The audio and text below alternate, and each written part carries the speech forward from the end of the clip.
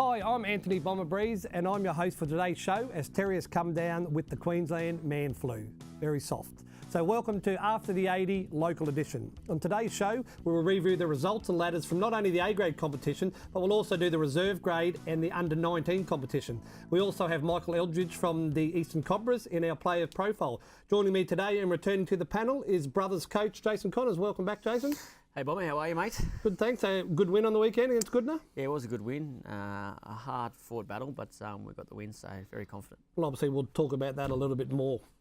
Also joining the panel is Brothers Fullback Josh Leisemann. Welcome, Josh. Thanks, Bomber. Good to be here, mate. Got a little bit of an injury on the weekend. You hobbled into the studios? Yeah, a bit of a cork, mate, but it's always tough going to Goodna, but got the 2 points, so it's the main thing. You'll be right for the next game? Yeah. Got a week off, so good to go. All right, very good.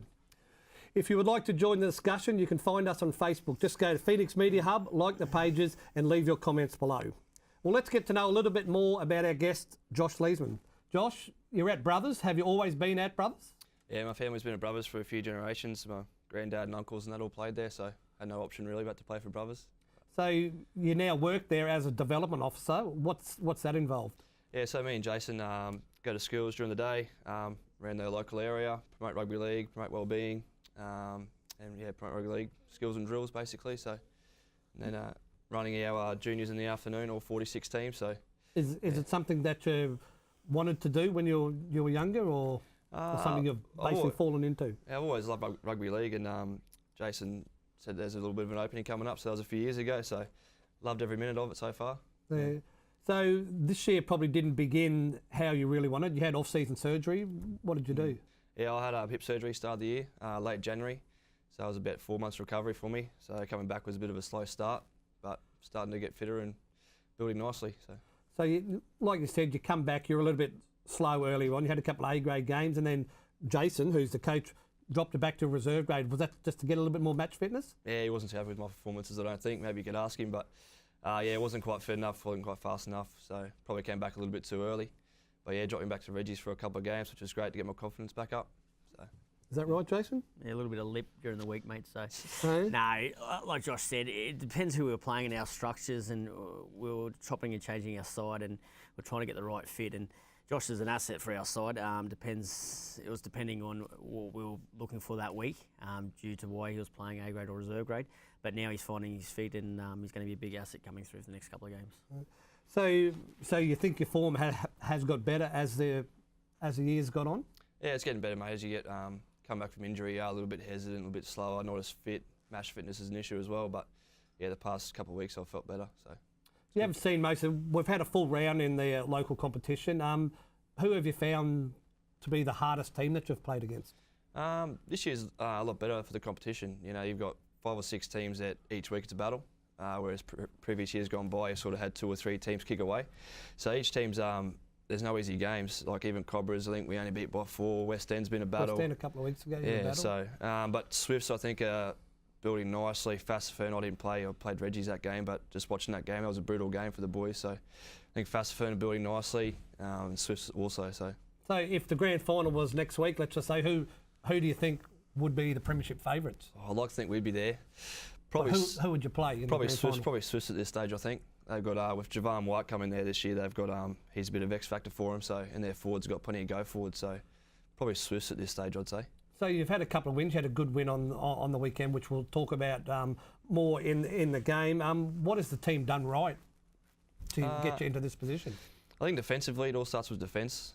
Jason talks about it each week, you know, putting your body on the line, you know, no soft tries, no barge overs, get in front, defend for your mate. So when your defence is good, your attack flows on from that. So I think that's been our main focus, is turn up for your mate. So, any player in particular that you like to give mention of? Who do you think's been your best player this year, or has added the most to the team? Yeah, definitely Demonayu and Jack O'Doherty up front.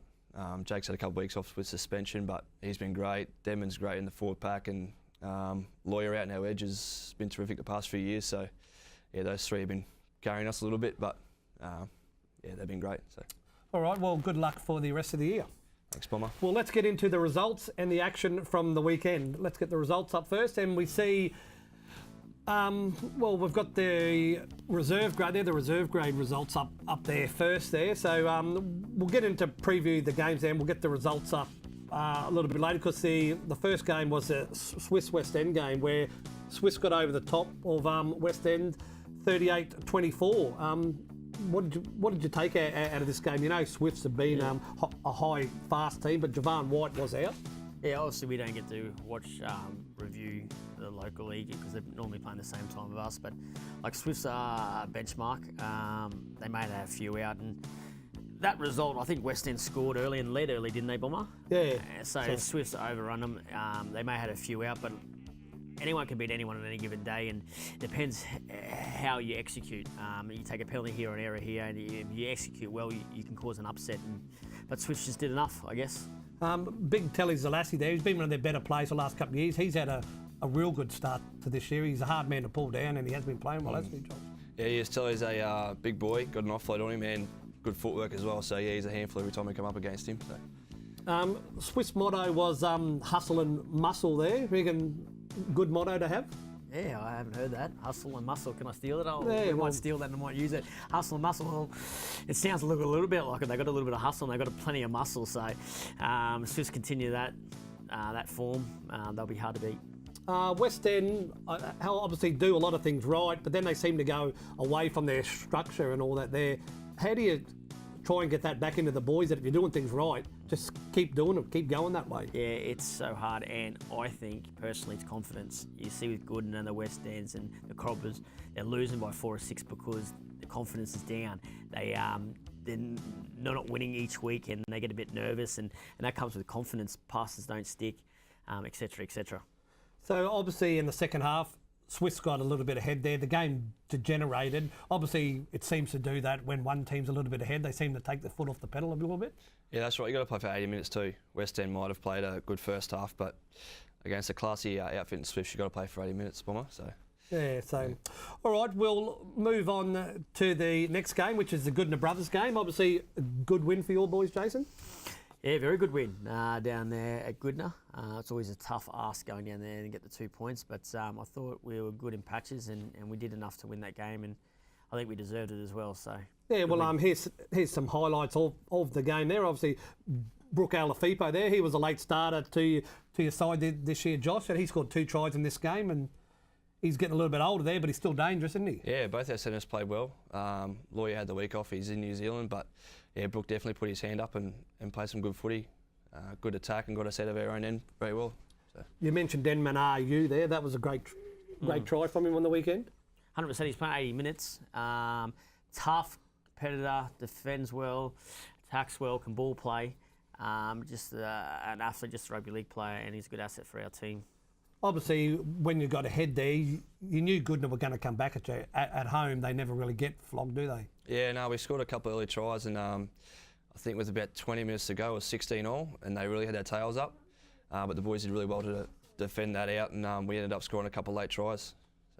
So obviously, this is the first half action. In the second half, this is Tyson Ellisay going over. He also scored 2 tries to come up from reserve grade. Yeah, Tyson's going well. He's real coach's blessing because he listens, he's hungry, he fights for every play, he competes, and I want guys competing, and he does that. Also, near the end there, they kept attacking your line for about 4 or 5 sets there, but you just kept holding them out. I think it was probably the best defensive display that I've seen this year. Do you agree? Yeah, well, exactly, and we kept turning up, and goodness credit, first half they used the ball, second half not so much. They just kept trying to power over, and if you can aim up and defend that, you're going to be successful. And only once I think Sione gets the ball here. I feel sorry for your winger here. Look, the big fella there. Yeah, Sione. So very hard to... That really shouldn't happen, but it did, and Sione's a powerful figure, and he's hard to stop, but really we should have got someone around the legs there.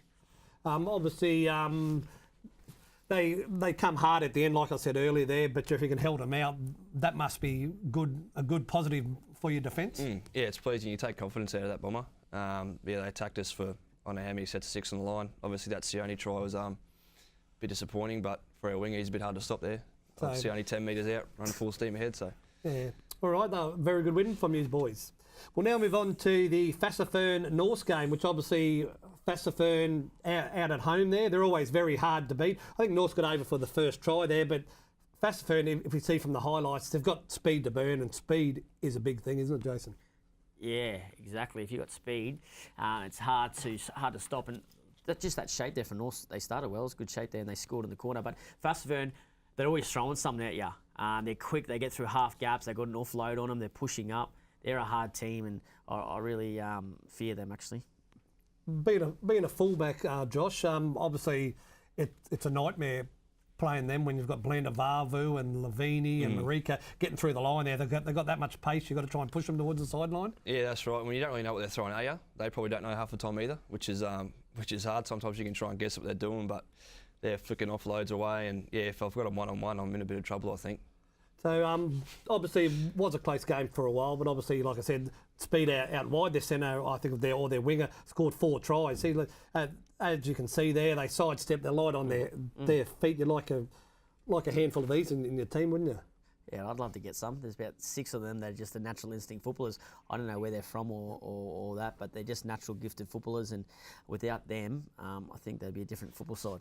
They scored many tries there. Yeah, obviously North need to regroup, put that out and go forward, don't they? Just forget all about that game? Yeah, that's right. We played them last week in a tough clash. They might have been a little bit down after that game.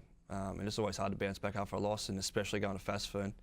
But yeah, they just got to put that out of their minds and move on, have the week off and come back fresh. So this is a good try here if they score this. Yeah, so great try. Well, that's it. That was his 4th try, so. Yeah. So anyway, we'll move on, and now we'll have a look at the ladder after round 13. And as you can see on the top of the ladder, we have joint top of the ladders between the Swiss Bluebirds and Fassifern Bombers. Then we move down to both your sides, Brothers on 31, and then the Eagles on 29, North's 28, Cobras 21, and the West End Bulldogs on 19. You happy with 3rd position this time of the year? Yeah, I am for sure. We're building nicely. We're not where we should be, but we're building, so which is good, and it's confidence for our side. Obviously, heading towards the end of the year, there, I think Fassifern are the favourites. Obviously, you're saying Swifts there. What do Swifts do that they do right? Oh, they're just playing with plenty of energy. That's the main thing. They turn up each week. Obviously with Javon White and their halves play some good footy. They play not a lot of structure, but they just play some good football, which is hard to stop sometimes. Yeah, so as you can see from the ladder there, the bottom 2 teams are probably out of it, but the top 5 teams are all fighting, so one of them teams is going to have to miss out. Well, let's have a look at the results from round 13 of the reserve grade competition. And as you can see, the North Tigers had a good win over Fassifern up there, who were high flying the last couple of weeks, 24-0. The Rosewood Roosters, who are new into the competition, are having a great competition after beginning the season slow. Brothers had a good win over the Eagles at home, and Swiss and West End, obviously they just didn't want to do too much tackling, with Swiss coming out 40-38. Your boys in the reserve grade, I seen you down there watching there. It was a good win over Eagles at home. Yeah, it was. It was a good defensive effort. I think it was only 4-0 after 35 minutes or something like that. So really both sides come to play. We obviously kicked more goals and got the result. Yeah. So Rosewood, which are new into this competition, how have you seen them? They began the season slow, but they've had a few wins now. They did start slow, but I played them probably 3 or 4 weeks ago, and they're actually quite impressive. So they're tough. They turn up for each other, which is the main thing. Yeah, well, that's it. As the season gets on, they've been getting better and better. Also, we'll have a look at the ladder from the reserve grade competition now. And on the top of the ladder, we have Brothers on 35 points, followed by Norths on 30. And as you can see, the Eagles 29, Fassifern 29, Swiss 28, Rosewood 26. So obviously, we've got 6 teams fighting for the top 4 spots there. Your reserve grade side, obviously, as the coach of the A grade, you've got out to most of these reserve grade sides. They've had a good season so far. Yeah, we have, and we're blessed with a bit of depth, which is good for our C grade and reserve grade, and guys dropping back. So you'd be blessed to have numbers. Yeah, like Jason said, you've got a lot of depth there. You went back to reserve grade, you're back in A grade there. There's a lot of players in reserve grade that are A grade quality, isn't there? Yeah, that's right. Club. Yeah, that's right. There's a lot of blokes that could easily pull an A grade jersey, and they'll do the job for you. So I think this year's probably the best year we've had in a while in terms of depth. So it's good for the club. That's good. Now let's have a look at the under-19 results from the weekend. And the under-19 results, we saw a huge win to North, 78-0. The Cobras had a win, 48-8 over the Roosters. And Brothers lost their first game of the year, 28-22 there. Obviously, you don't go out to lose games there. They're undefeated leading into this. Is it good that they do have a loss? If you ask the coach, probably not, but it brings them back to ground, I guess.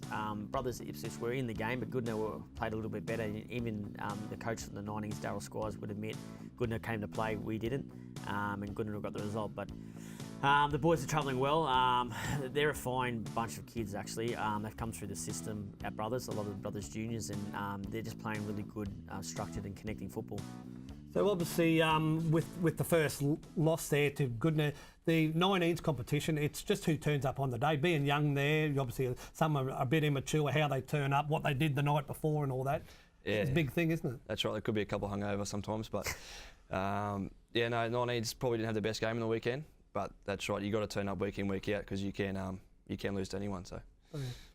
Also, this is how the under-19 ladder looks after round 13. And as you can see, we've got runaway leaders there in Brothers who had their first loss on the weekend, but they lost to the team coming second on the ladder, so that's no big loss, is it?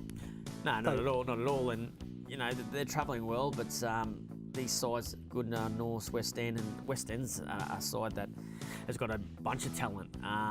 Some of those boys might be even backing up for A grade, so if they all consistently stay in the 19s, they're going to be a big threat at West End, I reckon.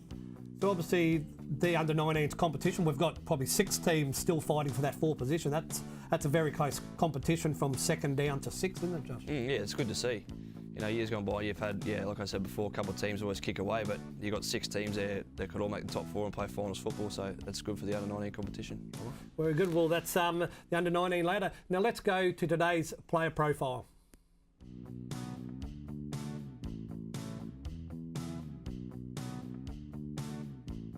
G'day, my name's Michael Eldridge from Ipswich. I've been playing here at Eastern Cobras since just this year. Played a year at Jets. That's about as far as I go. Started playing when I was 6 at Fassifern Bombers, a couple of years, and then came here. Goodna, been around. A bit of second row, bit of hooker, utility. Probably be the birth of my little boy. That'd be it, yeah. I admire Jack de Ballon because he's a good defender, hard hitter, never says no, never backs down. Yeah, just fight for whatever you want if anything's achievable. Dragons, for sure. Played a game for the NRL rookie, got coached by Brad Fittler, so that was pretty good. Thank you to Michael from the Eastern Cobras. Well, we can't go without mentioning the state of origin. I'm a Blues supporter, so that's why we're going to mention it. It was a good win by the Blues, obviously, last week. What went wrong for Queensland? I don't know, really, to tell you the truth. It was a game that in the balance. I think a mistake, too many mistakes in their own half cost Queensland. And around the ruck, I think Tedesco and Cook got out and they ran, and we found it difficult to defend those quick players. Obviously, Josh, the New South Wales forwards, I think, got on top of the Queensland forwards. Yeah, they did. They were very aggressive, powerful, fast forwards. In saying that, they're not all slow. They made good meters, and yeah, Tedesco and Cook just ate us alive, really. Like you mentioned earlier, they had 11 debutants. Obviously, Cook played well, and Addo Carr went all right then. Who do you think was their better debutant? Cleary played well as well. They all played well, didn't they? I like winger. Addo Carr? No, the other one. Dvojevic. Yeah, Dvojevic, that's the one. Yeah, I thought he was great. I thought he was really good. He was good on the high ball. His meters from dummy half was spectacular. He took a lot of workload off the forward, so for me, he was my eye catcher. For Queensland, they had some good players. GI as captain, he played really well, didn't he? Yeah, he really stood up. You could tell that captaincy, really got him going. He had a couple of years off, I think last year, the year before with his ACL, so he lifted the boys, but obviously it wasn't enough in the end. Josh Maguire, he went all right. That was his first game back for several weeks. Yeah, got through a mountain of work. Yeah, he did. Defended well. Like, I didn't really think Queensland had a bad player. Maybe Will Chambers, a couple of defensive areas, but I didn't think they had a bad player. It was just momentum on certain patches was costing the game. Well, like you said, the first half was a pretty even affair there. The halftime score we've got it coming up here now shows that both teams were in the game. Obviously, just didn't quite come up there. There it is. 8-6 at half time there. So that's it. Any team, Queensland scored just before half to obviously bring it. So that would have been a big thing. And obviously what would have been said in the sheds after the Blues would be dominated a little bit more, but going in 8-6. Yeah.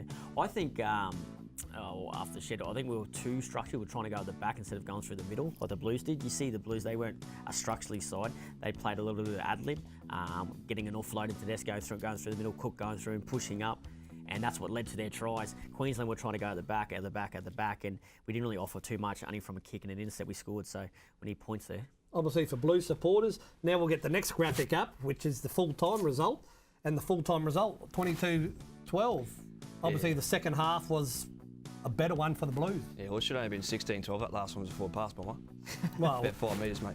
All right, we'll take 6 off us at 16-12. Yeah, we still win, don't we? It's still the Blues win. Yeah, the Blues were very impressive. I thought they played with energy, they were aggressive. And for Queensland, I'm not sure where to go from there. There's not really, besides Slater, he'll help a little bit, but we're going to struggle game 2, I think. Well, that was my next question. What changes would you make?